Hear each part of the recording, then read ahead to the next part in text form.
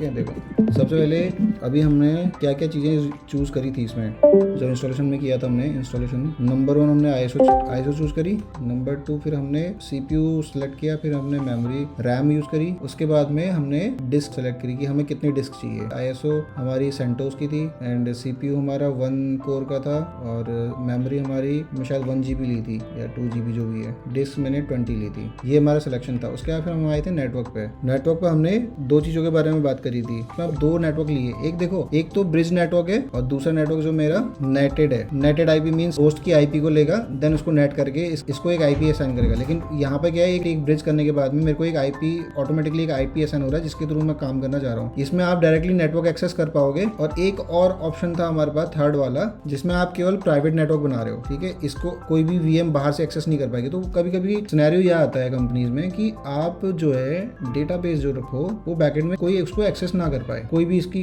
Connectivity बाहर network में ना हो। दूसरा मेरा वेब सर्वर है जहाँ पे मैं वेब एप्लीकेशन HTTP या अपाचे कोई भी वेब सर्वर बना रहा हूँ। ये इसका कॉन्सेप्ट क्यों बता रहा हूँ, ये इसलिए क्रिटिकल है क्योंकि अभी जब इस चीज को समझोगे ना तब समझ में आएगा कि हमने ये इतने टाइप के नेटवर्क क्यों बना रखे हैं अलग अलग। ये हमारा डीबी हो गया। अब इन दोनों की जो कनेक्टिविटी है ये तो आपकी थ्रू रहेगी, मतलब इस वीएम से इस वीएम के बीच में पोर्ट की कनेक्टिविटी कर लोगे आप। पोर्ट कनेक्ट करने के बाद आप यहाँ से इस डीबी को एक्सेस कर पाओगे, सब कुछ कर पाओगे। लेकिन विंडोज के ऊपर आपने या किसी होस्ट के ऊपर आपने इंस्टॉल कर रखा है, उस होस्ट की CLI से, ठीक है, यहाँ से इस नोड को एक्सेस नहीं कर पाओगे आप, केवल इसको एक्सेस कर पाओगे अगर हम इसको यहाँ पे प्राइवेट नेटवर्क यूज करते हैं। तो थर्ड वाला ऑप्शन अगर मैं यूज करता हूँ तो ये वाला। इस वाले के लिए हम क्या यूज कर रहे हैं, नेट या ब्रिज। यहाँ पे कोई भी हम कनेक्टिविटी यूज कर सकते हैं जो भी हमको चूज करनी है यहाँ पे अकॉर्डिंगली। इस तरीके का अगर आर्किटेक्चर होता है कोई भी प्राइवेट, अगर मेरे को कुछ होस्ट रखने प्राइवेट में, कुछ होस्ट रखने पब्लिकली एक्सेसिबल, कुछ होस्ट रखने internal but not publicly but not also private. तो ये 3 टाइप के सेटअप इसलिए यहाँ पे दे रखे हैं। अभी क्लियर है सबको? मैंने सिंपल इंस्टॉलेशन बताया है। अभी अगर मैं सिलेबस उठा के दिखाऊं आपको तो मैंने शायद पहले बात करी थी, हम फाइल सिस्टम के बारे में बाद में पढ़ेंगे, इंस्टॉलेशन के बारे में बात कर रहे हैं। फाइल सिस्टम इंस्टॉलेशन के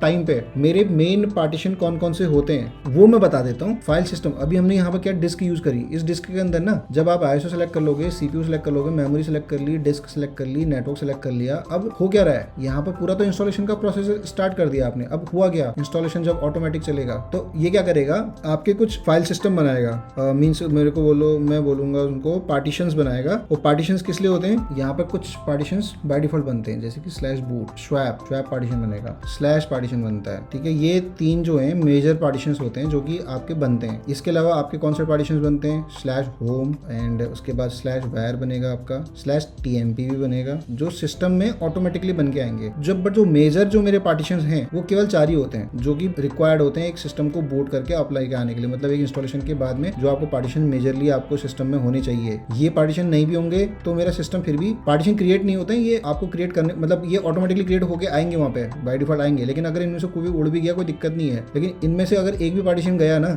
होम को भी नहीं बोलूंगा मैं, ये तीनों पार्टीशन 1 2 3, ठीक है, ये अगर तीनों में से कोई भी डिलीट हो गया आपका सिस्टम करप्ट हो जाएगा, आप ऑन ही नहीं होगा। अब बताता हूँ क्या होता है।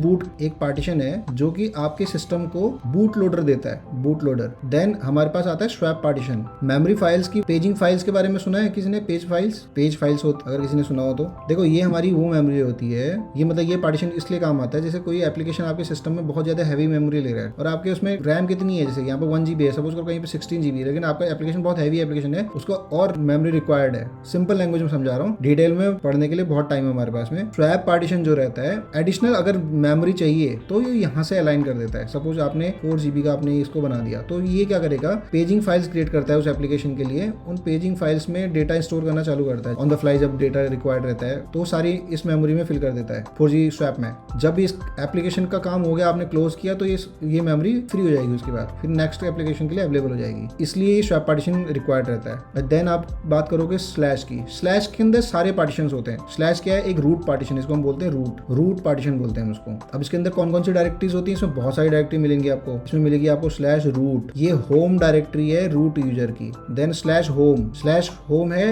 होम डायरेक्टरी किसकी, होम डायरेक्टरी के बारे में बताऊंगा। होम डायरेक्टरी क्या होती है तब बताऊंगा जब हम फाइल सिस्टम पढ़ेंगे, ठीक है। एक चीज ये मत सोचना कि यार कहाँ जंप कर दिया अभी सडनली, जस्ट इसलिए बता रहा हूँ क्योंकि ये अभी ना पार्टीशन है, जब आपने सिस्टम जब क्रिएट किया तब आपको ये दिखा रहा होगा। अभी मैं वहाँ पे जाके दिखाऊंगा आपको। और आपका वैर हो गया, टैम्प हो गया, ये सारे पार्टीशन यहाँ पे क्रिएट होते हैं। हमने इंस्टॉलेशन कर दिया, लेकिन इंस्टॉलेशन होने के बाद ये सीधे सिस्टम अप आ गया। लेकिन एक आपको किसी को पता है कि एक सिस्टम को अप आने में क्या क्या प्रोसेस लगी, मतलब कैसे अप आया सिस्टम ऑटोमेटिकली अप कैसे आ गया? कोई बता सकता है इस चीज के लिए कि इसका प्रोसेस क्या होता है? एक ओएस बूट होके आता है, इंटरव्यू का क्वेश्चन मिलेगा आपको, सबसे पहले क्वेश्चन यही मिलेगा कि मुझे ये बताओ बूट प्रोसेस क्या है।